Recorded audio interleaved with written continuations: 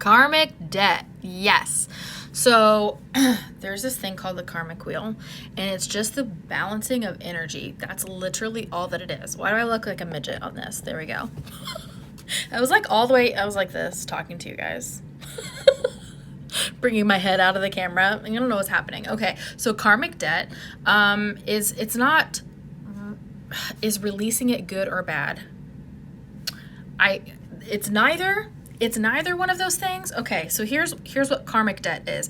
Let's say that you did something that threw off the energetic balance to another human. I'm just going to use a clear-cut example because it's easier to understand, but this happens on both the large and the small scale, okay? This is just an exaggerated example for understanding the concept. So let's say that you murdered someone in your life, okay?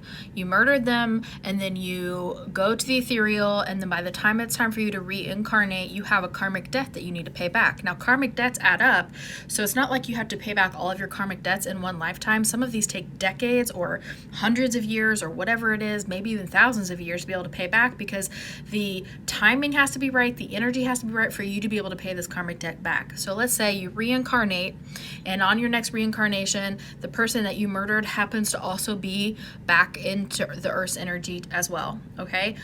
A way, just one way that you can release that karmic debt is to do something for that person to take care of them in a way. Let's say maybe that person you murdered comes back as your child, and now your karmic debt is spending your whole life taking care of that child because you are caring for them, providing them love and security and balance because you threw off the balance when you murdered them, when you took away their life.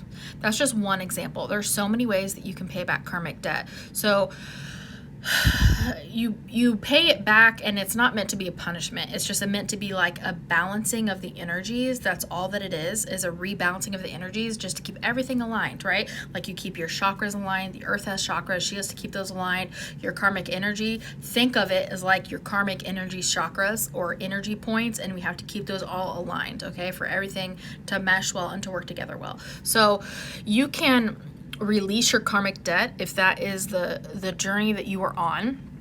That is something very personal between you and your spirit guides. It's not good or bad. It's just it is what it is.